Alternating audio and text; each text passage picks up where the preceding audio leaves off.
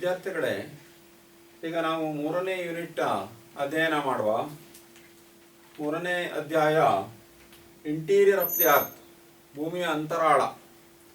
ನಿಮ್ಮ ಪಠ್ಯಕ್ರಮದಲ್ಲಿ 3ನೇ ಅಧ್ಯಾಯದಲ್ಲಿ ಭೂಮಿಯ ಅಂತರಾಳದ ಬಗ್ಗೆ ವಿವರಿಸಿದ್ದಾರೆ. Interior of the earth. ನಾವು ಈಗಾಗಲೇ ಭೂಮಿಯ ಕೆಲವೊಂದು ವಿಚಾರವನ್ನು ತಿಳಿದುಕೊಂಡಿದ್ದೇವೆ. ಭೂಮಿಯು ಸೌರವ್ಯೂಹದ ಒಂದು ಸದಸ್ಯ, ಅದು ಒಂದು ಗ್ರಹ.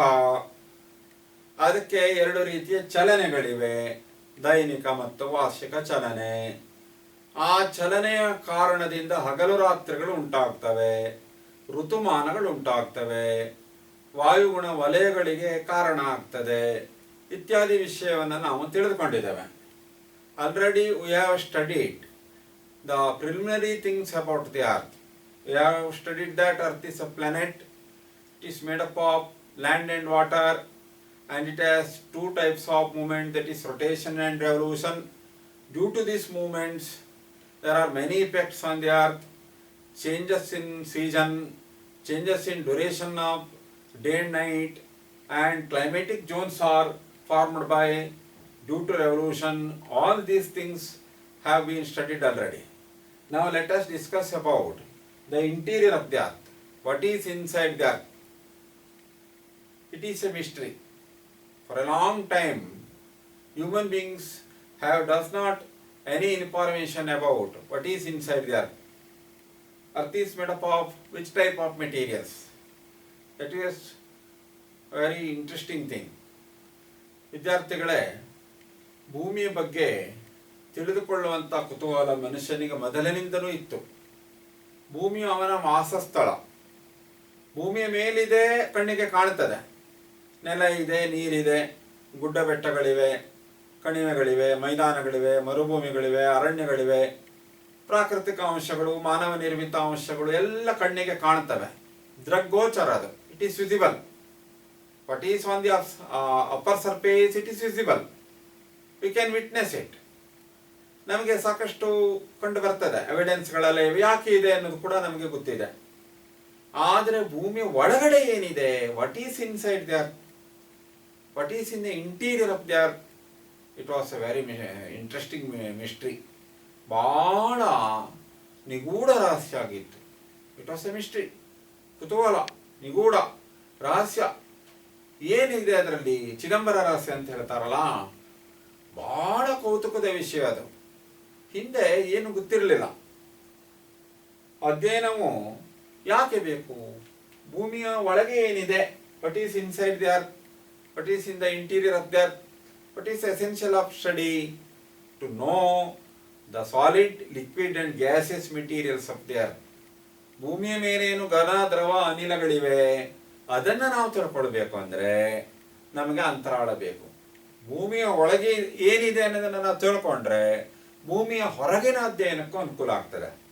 ಈ ಭೂಮಿಯ ಮೇಲೆ ಶಿಲೆಗಳಿವೆ, ಘನ ಪದಾರ್ಥಗಳು, ನೀರಿದೆ, ದ್ರವ, ವಾಯುಮಂಡಲ ಇದೆ, ಅನಿಲ, ಈ ಎಲ್ಲ ಸಂಗತಿಗಳಿಗೆ ಕಾರಣ ಏನು? ಅಂತರಾಳ. ಅಂತರಾಳದಲ್ಲಿ ಏನಿದೆ ಅನ್ನೋದನ್ನು ತಿಳಿದುಕೊಂಡ್ರೆ ಹೊರಗಿನ ಎಷ್ಟೋ ವಿಷಯಗಳ ಅಧ್ಯಯನಕ್ಕೆ ಪೂರಕ ಆಗ್ತದೆ. ಅದು study of interior of the earth is helpful to study on the above the earth. It is interrelated. ಪರಸ್ಪರ ಸಂಬಂಧ ಇದೆ. ಭೂಮಿಯ ಗರ್ಭಕ್ಕೂ ಮೇಲ್ಮೈಗೂ ಪರಸ್ಪರ ಸಂಬಂಧ ಇದೆ, ಪೂರಕ. ಅದು ಎಷ್ಟೋ ವಿಷಯಗಳು inter related, inter connected, inter dependent. ಹೀಗಾಗಿ ಮನುಷ್ಯನಿಗೆ ಮೊದಲಿನಿಂದಲೂ ಕುತೂಹಲ, ತಿಳಿದುಕೊಳ್ಬೇಕು ಅಂತೇಳಿ. ಪ್ರತ್ಯಕ್ಷವಾಗಿ ತಿಳಿದುಕೊಳ್ಳಲಿಕ್ಕೆ ಸಾಧ್ಯ ಇಲ್ಲ. It is not possible to know the interior of the earth directly. There is no direct evidence. Human beings cannot see what is inside the earth. ಒಳಗಡೆ ಏನಿದೆ ನಮ್ಮ ಕಣ್ಣಿಗೆ ಕಾಣುವುದಿಲ್ಲ, ದೃಗ್ಗೋಚರ ಅಲ್ಲ, ಬರಿಗಣ್ಣಿಗಂತೂ ಕಾಣುವುದೇ ಇಲ್ಲ. ಒಳಗಡೆ ಏನಿದೆ ಅನ್ನೋದಕ್ಕೆ ಡೈರೆಕ್ಟ್ ಎವಿಡೆನ್ಸಸ್ ಇಲ್ಲ, ಎಲ್ಲ indirect evidences. There are many evidences to know the interior of the earth. All evidences are indirect. They are not direct evidences. ಆ ನಂತರ ಬಹಳ ವರ್ಷಗಳ ಕಾಲ ಒಳಗಡೆ ಏನಿದೆ ಅನ್ನೋದು ಗೊತ್ತಿರಲಿಲ್ಲ. Man was not having any knowledge about interior of the earth. ಯಾವಾಗ ಸೈನ್ಸ್ ಆ್ಯಂಡ್ ಟೆಕ್ನಾಲಜಿ ಡೆವಲಪ್ ಆಯಿತು, ವಿಜ್ಞಾನ ಮತ್ತು ತಂತ್ರಜ್ಞಾನ ಬೆಳೆಯಿತಲ್ಲ, ಆವಾಗ ಮನುಷ್ಯನಿಗೆ ಅನೇಕ ವಿಷಯಗಳು ಗೊತ್ತಾದವು. ವಿಜ್ಞಾನ ತಂತ್ರಜ್ಞಾನ ವಿಕಾಸಗೊಳ್ಳುವ ಪೂರ್ವದಲ್ಲಿ ಭೂಮಿಯ ಒಳಗಡೆ ಏನಿದೆ ಅನ್ನೋದ್ರ ಬಗ್ಗೆ ತಪ್ಪು ಕಲ್ಪನೆಗಳೇ ಇದ್ವು. ಒಳಗಡೆ ಟೊಳ್ಳಾಗಿದೆ ಅಂತ ಹೇಳಿದವರಿದ್ದರು, ಒಳಗಡೆ ನೀರು ತುಂಬಿಕೊಂಡಿದೆ ಅಂತ ಹೇಳಿದವರಿದ್ದರು, ಅದು ಪೂರ್ತಿ ಘನರೂಪದಲ್ಲಿದೆ ಅಂತ ಹೇಳಿದವರಿದ್ದರು, ಭೂಮಿಯ ಒಳಗೆ ಬೇರೆ ಬೇರೆ ಲೋಕಗಳಿವೆ ಅಂತ ಹೇಳಲ್ಲ ಪುರಾಣಗಳಲ್ಲಿ ಹೇಳ್ತಿದ್ರು. ಇನ್ ಮಿತ್ಸ್ ಆ ರೀತಿ ತಪ್ಪು ಕಲ್ಪನೆಗಳಿದ್ವು. ಆವಾಗ ತಂತ್ರಜ್ಞಾನ ಇರಲಿಲ್ಲ, ಉಪಕರಣಗಳಿರಲಿಲ್ಲ, ಸಹಜವಾಗಿ ಕಲ್ಪನೆ ಮಾಡ್ಕೊಂಡು ಹೇಳ್ತಿದ್ರು, ಊಹಾಪೋಹಗಳಿಂದ ಹೇಳ್ತಿದ್ರು. ಯಾವಾಗ ವೈಜ್ಞಾನಿಕ ಕ್ರಾಂತಿ ಆಯಿತು, ಸಂಶೋಧನೆಗಳಾದವು, ಹೊಸ ಹೊಸ ತಂತ್ರಜ್ಞಾನ ಬಂತು, ನೆಲವನ್ನು ಕೊರೆಯುವಂಥ ಸಾಧನಗಳೆಲ್ಲ ಬಂದವು, ಖಗೋಳದ ಬಗ್ಗೆ ಅಧ್ಯಯನ ಆಯಿತು, ಬುದ್ಧಿ ವಿಕಸನಗೊಂಡಿತು, ತಂತ್ರಜ್ಞಾನದ ನೆರವು ಪಡೆದರು. ಅನೇಕ ಅಪ್ರತ್ಯಕ್ಷ ನಿದರ್ಶನಗಳಿಂದ ಈಗ ನಾವು ತಿಳ್ಕೊಂಡಿದ್ದೇವೆ ಭೂಮಿಯ ಒಳಗಡೆ ಏನಿದೆ ಅಂತೇಳಿ. ಭೂಮಿಯ ಒಳಗೆ ಅಧ್ಯಯನ ಮಾಡಲಿಕ್ಕೆ ಸಾಧನ ಆಗುವಂಥ ಅಂಶಗಳು ಪ್ರಧಾನವಾಗಿ ಮೂರಿದೆ. ಒಂದು ಟೆಂಪರೇಚರು, ಉಷ್ಣತೆಯನ್ನು ತಿಳಿದುಕೊಳ್ಳೋದರಿಂದ ಭೂಮಿಯ ಒಳಗಡೆ ಏನಿದೆ ಅನ್ನೋದನ್ನು ನಾವು ತಿಳ್ಕೊಳ್ಳಿಕ್ಕಾಗ್ತದೆ. ಉಷ್ಣತೆ, ಟೆಂಪರೇಚರು. ಎರಡನೇದು ಪ್ರೆಷರು, ಒತ್ತಡ. ಮೂರನೇದು ಡೆನ್ಸಿಟಿ. ಭೂಮಿಯ ಗರ್ಭವನ್ನ, ಭೂಮಿಯ ಅಂತರಾಳವನ್ನು ಅಧ್ಯಯನ ಮಾಡಲಿಕ್ಕೆ ಪ್ರಧಾನವಾಗಿ ಮೂರು ಅಂಶಗಳು ನಮಗೆ ನೆರವಾಗುತ್ತವೆ. ಈ ಮೂರು ಅಂಶಗಳನ್ನು ಇಟ್ಟುಕೊಂಡು ನಾವು ಅಧ್ಯಯನ ಮಾಡಬೇಕು. ಭೌತಿಕ ಅಂಶಗಳು, ಫಿಸಿಕಲ್ ಪ್ರಾಪರ್ಟೀಸ್, ಟೆಂಪರೇಚರ್ ಉಷ್ಣತೆ, ಪ್ರೆಷರ್ ಒತ್ತಡ, ಡೆನ್ಸಿಟಿ. ಈ ಮೂರು ಪ್ರಾಥಮಿಕ ಅಂಶಗಳು. ಇದರ ನೆರವಿನಿಂದ ನಾವು ಭೂಮಿಯ ಗರ್ಭವನ್ನು ತಿಳ್ಕೊಳ್ಳಿಕ್ಕೆ ಸಾಧ್ಯ ಆಗ್ತದೆ. ಟೆಂಪರೇಚರ್ ಬಗ್ಗೆ ನೋಡುವ. ಟೆಂಪರೇಚರು ಭೂಮಿಯ ಒಳಗೆ ಹೋದಾಗೆ ಹೆಚ್ಚಾಗ್ತದೆ, ಪ್ರೆಷರು ಹೆಚ್ಚಾಗ್ತದೆ, ಡೆನ್ಸಿಟಿನೂ ಹೆಚ್ಚಾಗ್ತದೆ. ಈ ಉಷ್ಣತಾಮಾನದ ಹೆಚ್ಚಾಗುವಿಕೆ, ಒತ್ತಡದ ಹೆಚ್ಚಾಗುವಿಕೆ, ಸಾಂದ್ರತೆ ಹೆಚ್ಚಾಗುವಿಕೆ, ಅದಕ್ಕೆ ಏನು ಕಾರಣ? ಇದು ಅಧ್ಯಯನದ ಒಂದು ವಸ್ತು. ಆ ನಂತರ ಇನ್ನೊಂದು ಅರ್ಥಕ್ವೇಕಗಳು, ಭೂಕಂಪನಗಳು, ಅರ್ಥಕ್ವೇಕ್ಸ್. ಭೂಮಿಗೆ ನಡುಗುವಿಕೆ ಇದೆ, ಭೂಮಿ ನಡುಗ್ತದೆ, ಟ್ರೆಂಬಲಿಂಗ್ ಆಫ್ ದಿ ಅರ್ಥಕ್ವೇಕ್ಸ್, ವೈಬ್ರೇಟ್ ಆಗ್ತದೆ ಭೂಮಿ. ನಾವು ಭೂಕಂಪನವನ್ನು ಕೇಳಿದ್ದೇವೆ. ಪೃಥ್ವಿಯ ಮೇಲೆ ಆಗೊಮ್ಮೆ ಈಗೊಮ್ಮೆಲ್ಲ ಭೂಕಂಪನ ಆಗ್ತಾ ಇರ್ತದೆ. ಆ ಭೂಮಿಯ ನಡುಗುವಿಕೆ ಯಾಕಾಗ್ತದೆ, ಅದರ ಅಧ್ಯಯನ. ಒಂದು ಭೂಕಂಪನ ಆಯಿತು ಅಂದರೆ ಅಲೆಗಳು ಹೊರಗೆ ಬರ್ತವೆ, earthquake waves. Study of earthquake waves helps to know the interior of the earth. The types of the earthquake waves, their velocity, their movement direction, their intensity is helping to know the interior of the earth. ಭೂಕಂಪನದ ಅಲೆಗಳ ಅಧ್ಯಯನ. ಆ ನಂತರ ವಲ್ಕೆನಿಕ್ eruptions. ವಲ್ಕೆನಿಕ್ eruptions ಜ್ವಾಲಾಮುಖಿಗಳಾಗ್ತಾನೆ ಇರ್ತವೆ. ಭೂಮಿಯ ಮೇಲೆ ಜ್ವಾಲಾಮುಖಿಗಳು ಸಿಡಿತಾನೆ ಇರ್ತವೆ. ಅಗ್ನಿ ಪರ್ವತಗಳು ಅಂತ ಕರೀತಾರಲ್ಲ, ಅಲ್ಲೊಮ್ಮೆ ಇಲ್ಲೊಮ್ಮೆ ಆಗೊಮ್ಮೆ ಈಗೊಮ್ಮೆ ಜ್ವಾಲಾಮುಖಿಗಳು ಸ್ಫೋಟಿಸ್ತಾ ಇರ್ತವೆ. ಜ್ವಾಲಾಮುಖಿ ಸ್ಫೋಟಿಸಿದಾಗ ಅಪಾರವಾದ ಪ್ರಮಾಣದಲ್ಲಿ ವಸ್ತು ಹೊರಗೆ ಬರ್ತದೆ. ಭೂಮಿಯ ಒಳಗಿನಿಂದ ಬರ್ತದೆ, ಅದು ಒಳಗಿನಿಂದ ಹೊರಗೆ ಚೆಲ್ಲಲ್ಪಡ್ತದೆ. By studying of volcanic eruptions, by studying the materials ejected by volcano, by analyzing of the materials ejected by volcano, we can interpret what is inside the earth. ಜ್ವಾಲಾಮುಖಿ ಹೊರಗೆ ಚೆಲ್ಲಿದಂಥ ಶಿಲಾರಸ, ಕಲ್ಲು, ಮಣ್ಣು, ಬೂದಿ, ಶಿಲಾ ಇವುಗಳ ಅಧ್ಯಯನ ಮಾಡಿಕೊಂಡು ಒಳಗಡೆ ಏನಿದೆ ಅಂತ ನಾವು ತಿಳ್ಕೊಳ್ಳಿಕ್ಕಾಗ್ತದೆ. ಆ ನಂತರ ಕೆಲವೊಂದು ನ್ಯಾಚುರಲ್ ವ್ಯಾಲೀಸ್ ಇದೆ, ಕಣಿವೆಗಳು, ಡೀಪ್ ನ್ಯಾಚುರಲ್ ವ್ಯಾಲಿ, ಸ್ವಾಭಾವಿಕ ಕಣಿವೆಗಳು. ಆ ಸ್ವಾಭಾವಿಕ ಕಣಿಗಳು ಭೂಮಿಯ ಮೇಲಿನ ಬಿರುಕುಗಳಿದ್ದ ಹಾಗೆ. ಆ ಬಿರುಕುಗಳ ಅಧ್ಯಯನ ಮಾಡಿದರೆ, ಆ ಕಣಿವೆ ಅಧ್ಯಯನ ಮಾಡಿದರೆ ಅದರ ಒಳಮೈಯಲ್ಲಿ ಏನಿದೆ ಅಂತ ತಿಳ್ಕೊಳ್ಬಹುದು. By studying the interior of the natural valleys we can understand the interior of the earth. ಸ್ವಾಭಾವಿಕ ಕಣಿವೆಗಳ ಅಧ್ಯಯನ. ಕ್ಯಾನ್ಯಾನ್ಸ್, ಕಂದರಗಳು, ಸಾವಿರಾರು ಮೀಟರ್ ಆಳವಾದ ಕಂದರಗಳು ಭೂಮಿಯ ಮೇಲೆ ಇದೆ.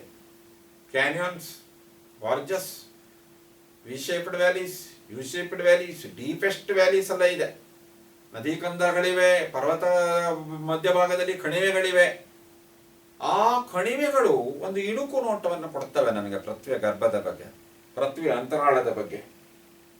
ಆ ನಂತರ ಓಷನಿಕ್ ಕೋಸ್ಟ್, ಸಮುದ್ರ ಮತ್ತು ಸಾಗರಗಳ ಅಂಚುಗಳು, ಅದು ಕೂಡ ಭೂಮಿಯ ಅಂತರಾಳವನ್ನು ತಿಳಿಯಲಿಕ್ಕೆ ಸಹಾಯಕ ಆಗ್ತದೆ. ಮತ್ತೆ ಮೈನ್ಸ್ಗಳು, ಗಣಿಗಾರಿಕೆ. ಮನುಷ್ಯ ಇವತ್ತು ಖನಿಜಗಳನ್ನು ಹೊರಗೆ ತೆಗೆಯಲಿಕ್ಕೆ ಗಣಿಗಾರಿಕೆಯನ್ನು ಮಾಡಿದ್ದಾನೆ. Mining activity is done by human beings to extract minerals which is useful to him. The mines, the deepest mines, ಕೆಲವೊಂದು ಆಳವಾದ ಗಣಿಗಳಿವೆ. ತಂತ್ರಜ್ಞಾನದ ನೆರವಿನಿಂದ, ಯಂತ್ರಗಳ ನೆರವಿನಿಂದ, ಬೋರ್ ಹೊಡೆಯೋದ್ರಿಂದ, ಡ್ರಿಲ್ ಮಾಡೋದ್ರಿಂದ, ನೆಲವನ್ನು ಕೊರೆಯೋದ್ರಿಂದ, ಭೂಮಿಗೆ ರಂಧ್ರವನ್ನು ಮಾಡೋದ್ರಿಂದ ಕಿಲೋಮೀಟರ್ ಪರ್ಯಂತರ ಒಳಗೆ ಹೋಗಿದ್ದಾನೆ ಮನುಷ್ಯ. ಕಲ್ಲಿದ್ದಲು ಗಣಿಗಳು, ಕಬ್ಬಿಣ ಅದಿರಿನ ಗಣಿಗಳು, ಮ್ಯಾಂಗನೀಸ್ ಗಣಿಗಳು, ಚಿನ್ನದ ಗಣಿಗಳು ಕಿಲೋಮೀಟರ್ಗಳ ಪರ್ಯಂತರ ಆಳಕ್ಕೆ ಹೋಗಿವೆ. ಅದು ಒಂದು ನೋಟವನ್ನು ನಮಗೆ ಕೊಡುತ್ತದೆ. By studying of mines like coal mines, gold mines, iron ore mines, it gives a look what is inside there. ಅಲ್ಲಿ ಏನಿದೆ ಒಂದು ನೋಟವನ್ನು ನೋಡಲಿಕ್ಕೆ ನಮಗೆ ಮೈನ್ಗಳು ಹೆಲ್ಪ್ ಆಗ್ತವೆ. ಇವತ್ತು ಆಯಿಲ್ ಬೆಲೆಗಳನ್ನು ತೋಡಿದ್ದಾರೆ. ಪೆಟ್ರೋಲಿಯಂ ಆಯಿಲ್ಸ್, ಕ್ರೂಡ್ ಆಯಿಲನ್ನು ತೆಗಿಲಿಕ್ಕೆ, ಕಚ್ಚಾ ತೈಲವನ್ನು ತೆಗಿಲಿಕ್ಕೆ ಅನೇಕ ಕಡೆ ಆಯಿಲ್ ವೆಲ್ಸ್ ಅನ್ನು ಮಾಡಿದ್ದಾರೆ. ನೆಲವನ್ನು ಕೊರೆದು ಬಾವಿಯನ್ನು ತೋಡಿ ತೈಲವನ್ನು ಹೊರಗೆ ತೆಗೆಯುವುದು, ತೈಲ ನಿಕ್ಷೇಪವನ್ನು. Oil wells to extract crude oil which is used as fuel for vehicles and for various types of engines. ದಹನ ಕ್ರಿಯೆಗೆ fuels, oil wells are digged. ಅನೇಕ ಕಡೆ ಮಾಡಿದ್ದಾರೆ ಆ ರೀತಿ. ಅವುಗಳ ಅಧ್ಯಯನದಿಂದ ನಾವು ಭೂಮಿಯ ಅಂತರಾಳದಲ್ಲಿ ಏನಿದೆ ಅನ್ನೋದನ್ನು ತಿಳಿಬಹುದು. ಕೆಲವೊಂದು ಗಣಿಗಾರಿಕೆ ಹೇಗಿದೆ ಅಂದರೆ, ಕೋಲ ಅತಿ ಆಳವಾದ ಕೊಳವೆಯನ್ನು ಮಾಡಿದ್ದಾರೆ. Kola is a mine, it is the deepest mine. ರಷ್ಯಾದ Kola mine is in Russia. ರಷ್ಯಾದ ಪ್ರಸ್ಥಭೂಮಿ, ಪರ್ಯಾಯ ಪ್ರಸ್ಥಭೂಮಿಯ ಒಂದು ದ್ವೀಪದಲ್ಲಿ ಇದೆ. ಅದು ಮುರ್ಮನ್ಸ್ಕ್ ದ್ವೀಪದಲ್ಲಿ ಇದೆ. ಇಟ್ ಈಸ್ ಇನ್ ಮುರ್ಮನ್ಸ್ಕ್ ದ್ವೀಪ. ಅಲ್ಲಿ ಅತಿಯಾದ ಆಳವಾದ ರಂಧ್ರವನ್ನು ಮಾಡಿದ್ದಾರೆ, ಕೊರೆದಿದ್ದಾರೆ. ಡ್ಯೂರಿಂಗ್ 1989, 1989ರಲ್ಲಿ ಕೃತಕವಾಗಿ ಕೊರೆದಿದ್ದಾರೆ. The Kola mine is done by human beings artificially. It is a mine 12,262 kilometers deep. What is the depth of the Kola mine? 12,262 kilometers. Nearly 12 kilometers ಅಂತ ಹೇಳ್ಬೋದು. 12 point something. 12 ಕಿಲೋಮೀಟರ್ ಆಳದ ಡೀಪ್. 12 ಕಿಲೋಮೀಟರ್ ಕೊರೆದಿದ್ದಾರೆ ಭೂಮಿಯ ಒಳಗಡೆ. 12 kilometre ಅಷ್ಟು ಆಳವಾದ ಕೊರೆತ ಇದೆಯಲ್ಲ, ಅದರಿಂದ ತೆಗೆದ ವಸ್ತು ಮತ್ತು ಆ ಕೊರದ ರಂಧ್ರದ ಒಳಮೈಯೆಲ್ಲ ನೋಡುವುದು, ಇದರಿಂದ ಕೂಡ ಭೂಮಿಯ ಅಂತರಾಳವನ್ನು ತಿಳಿಯಲಿಕ್ಕೆ ಸಾಧ್ಯ ಇದೆ. ನಮ್ಮಲ್ಲಿ ಇದೆ KGF, Karnataka Kolar gold fields. ಹೆಚ್ಚು ಕಡಿಮೆ 5 ಕಿಲೋಮೀಟರ್ವರೆಗೆ ನೆಲವನ್ನು ಕೊರೆದಿದ್ದಾರೆ. Nearly 5 kilometers. Depth of the Kolar mines KGF is nearly 5 kilometers. By studying of these Kolar goldfield mines, we can know the interior of the earth. ಆ ರೀತಿ. ಆನಂತರ Tautona valley mine in Africa. There is a mine, Tautona valley mine. Tautona Tautona ಕಣಿವೆ ಗಣಿಗಾರಿಕೆ ಆಫ್ರಿಕಾದಲ್ಲಿ ಇದೆ. It is a gold mine. ಇದೊಂದು ಚಿನ್ನದ ಗಣಿ. 3.9 kilometers ಡೆಪ್ತ್. ಈ ಚಿನ್ನದ ಗಣಿ ಆಳ ಎಷ್ಟು? ನೆಲದಡಿಯಲ್ಲಿ 3.9 kilometers. By studying this mine we can know something about the interior of the earth. ಪೂರ್ತಿ ನೋಟ ಸಾಕಾಗೋದು ಸಿಗುವುದಿಲ್ಲ ನಮಗೆ. ನಾವು ನೋಡಿದ್ದೇವೆ ಭೂಮಿಯ ವ್ಯಾಸ 12,714 kilometers ಇದೆ ಅಂತೇಳಿ. 12,700 ಫ್ರಾಕ್ಷನ್ ಅಲ್ವಾ? 12,700 ರೌಂಡ್ ಫಿಗರ್ ಇಟ್ಕೊಂಡ್ರು ಅದರ ತ್ರಿಜ್ಯ ಅಂದ್ರೂ ಎಷ್ಟಾಗ್ತದೆ? 6,000 ಮೇಲೆ ಆಗ್ಬಿಡ್ತದೆ. 6,000ಕ್ಕಿಂತ ಹೆಚ್ಚು ಕಿಲೋಮೀಟರ್ ತ್ರಿಜ್ಯ ಇದೆ. Radius of the earth is more than 6,000 kilometers. ಆವಾಗ ನಾವು ಒಂದು 4 ಕಿಲೋಮೀಟರ್ 5 ಕಿಲೋಮೀಟರ್ ಅಥವಾ ಹೆಚ್ಚು ಅಂದರೆ 12 ಕಿಲೋಮೀಟರ್ ಆಳಕ್ಕೆ ತೋಡಿದರೆ ನಮ್ಗೆ ಹೆಚ್ಚಿನ ಅಂಶಗಳನ್ನು ಗೊತ್ತಾಗೋದಿಲ್ಲ. ಆದರೆ ಒಂದಿಷ್ಟು ಅಂಶಗಳು ಗೊತ್ತಾಗ್ತವೆ, ಅಲ್ಲೊಂದಿಷ್ಟು ಅಪ್ರತ್ಯಕ್ಷ ನಿದರ್ಶನವನ್ನು ನಾವು ಕಾಣಬಹುದು. You can study something about the interior of the earth. ಈ ಎಲ್ಲ ಅಧ್ಯಯನವನ್ನು ಮಾಡಿದರು. ಭೂಮಿಯ ಉಷ್ಣತೆ, ಭೂಮಿಯ ಒಳಗಿನ ಅಂತರಾಳಕ್ಕೆ ಹೋದಾಗೆ ಉಷ್ಣತೆಯಲ್ಲಿ ಬದಲಾವಣೆ ಆಗುವುದು, ಒತ್ತಡದಲ್ಲಿ ಬದಲಾವಣೆ ಆಗುವುದು, ಸಾಂದ್ರತೆಯಲ್ಲಿ ಬದಲಾವಣೆ ಆಗುವುದು, ಭೂಕಂಪನದ ಅಲೆಗಳ ಅಧ್ಯಯನ, ಜ್ವಾಲಾಮುಖಿ ಸ್ಫೋಟಗಳು ಉಂಟಾದ ಹೊರಚೆಲ್ಲಿದ ವಸ್ತುಗಳ ಅಧ್ಯಯನ, ಸ್ವಾಭಾವಿಕ ಕಣಿವೆ ಕಂದರಗಳ ಅಧ್ಯಯನ, ಕರಾವಳಿಯ ಅಂಚುಗಳ ಅಧ್ಯಯನ, ಗಣಿಗಾರಿಕೆಯಲ್ಲಿ ಸಿಕ್ಕಿದಂಥ ನಿದರ್ಶನಗಳು, ಈ ಎಲ್ಲ ಅಧ್ಯಯನವನ್ನು ಮಾಡಿದರು. ಮತ್ತು ಉಲ್ಕಾ ನಿದರ್ಶನಗಳಿವೆ, ಮೀಟಿಯೋರೈಟ್ಸ್, ಬೈ ಎವಿಡೆನ್ಸ್ ಆಫ್ ಮೀಟಿಯೋರೈಟ್ಸ್. ಆಕಾಶದಲ್ಲಿ ರಾತ್ರಿ ಹೊತ್ತು ವೀಕ್ಷಣೆ ಮಾಡಿದರೆ ಉರಿದು ಬೀಳುವ ನಕ್ಷತ್ರಗಳು ಅಂತ ನಮಗೆ ಕಂಡು ಬಿಡ್ತವೆ. ಬಹಳ ಪ್ರಕಾಶಮಾನವಾದಂಥ ಒಂದು ವಸ್ತು ಭೂಮಿಯ ಮೇಲೆ ಧಾವಿಸಿ ಬಂದ ಹಾಗೆ ಅನ್ನಿಸ್ತದೆ. ಉಲ್ಕೆಗಳು, ಮೀಟಿಯರ್ಸ್ ಅಂತ ಕರೀತಾವಲ್ಲ, ಅವು ಚಿಕ್ಕ ಚಿಕ್ಕ ಆಕಾಶಕಾಯಿಗಳು ಭೂಮಿಯ ಗುರುತ್ವಾಕರ್ಷಣೆಗೆ ಒಳಗಾಗಿ ಭೂಮಿಯ ವಾಯುಮಂಡಲವನ್ನು ಪ್ರವೇಶಿಸ್ತದೆ. ಅಲ್ಲಿ ಅವು ಘರ್ಷಣೆಗೆ ಒಳಗಾಗಿ ಉರಿದು ಬಿದ್ದುಬಿಡ್ತವೆ. ಮೀಟಿಯೋರೈಟ್ಸ್, ಮೀಟಿಯೋರ್ ಇದ್ದದ್ದು ಭೂಮಿಯ ಆಕಾಶದಲ್ಲಿ ವಾಯುಮಂಡಲವನ್ನು ಪ್ರವೇಶಿಸಿ ಘರ್ಷಣೆ ಆಗಿ ಹೆಚ್ಚು ಮೀಟಿಯೋರ್ಸ್ಗಳು ಬೂದಿ ಆಗಿಬಿಡ್ತವೆ, ಭಸ್ಮ ಆಗಿಬಿಡ್ತವೆ, ನೆಲಕ್ಕೆ ಬರುವುದಿಲ್ಲ ಅವು.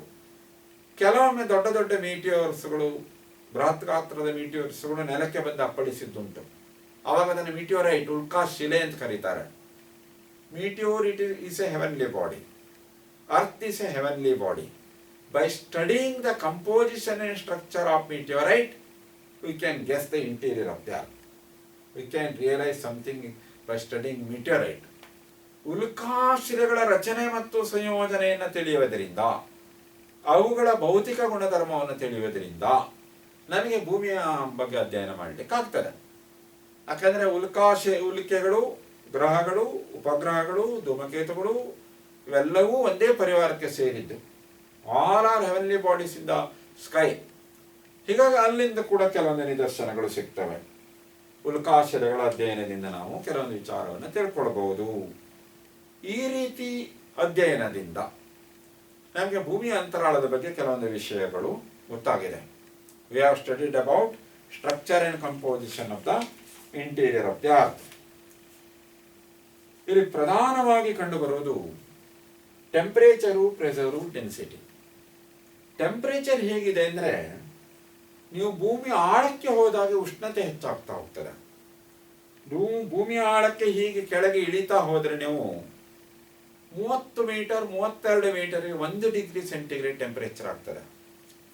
33ರಿಂದ 32 ಮೀಟರ್ ಕೆಳಗೆ ಹೋದರೆ, ನೀವು ಡೆಪ್ತಿಗೆ ಹೋದರೆ 1 ಡಿಗ್ರಿ ಸೆಂಟಿಗ್ರೇಡ್ ಟೆಂಪರೇಚರ್ ಆಗ್ತದೆ. Temperature increases per every 32 meter depth. 30-32 meter ಕೆಳಗೆ ಹೋದರೆ ಸಾಕು, ನೀವು ಭೂಮಿಯ ಒಳಗೆ 1 ಡಿಗ್ರಿ ಸೆಂಟಿಗ್ರೇಡು. ನೀವು 15 ಕಿಲೋಮೀಟರ್ ಡಿಗ್ರಿ ಕೆಳಗೆ ಹೋದರೆ 106 ಡಿಗ್ರಿ ಉಷ್ಣತೆ ದಾಟಿ ಹೋಗ್ಬಿಡ್ತದೆ. ನೀವು ಹೀಗೆ 500 kilometre deep, 1000 kilometre deep, 2000 kilometre deep ಹೋಗಿಬಿಟ್ರೆ ಭೂಮಿ ಕೇಂದ್ರ ಇದೆಯಲ್ಲ, centre of the earth, innermost part of the earth, temperature is 6000 degree centigrade. 6000 degree centigrade temperature. 32 ಮೀಟರಿಗೆ 1 ಡಿಗ್ರಿ ಸೆಂಟಿಗ್ರೇಡ್ ಅಂದರೆ 6000 ಡಿಗ್ರಿ ಸೆಂಟಿಗ್ರೇಡಿಗೆ ಹೋಗ್ತದೆ. At the inner part of the earth, in the centre of the earth, in the innermost of the earth, what is the temperature? 6000 degree centigrade. 6000 degree centigrade ಟೆಂಪರೇಚರ್ಗೆ ಹೋಗ್ತದೆ.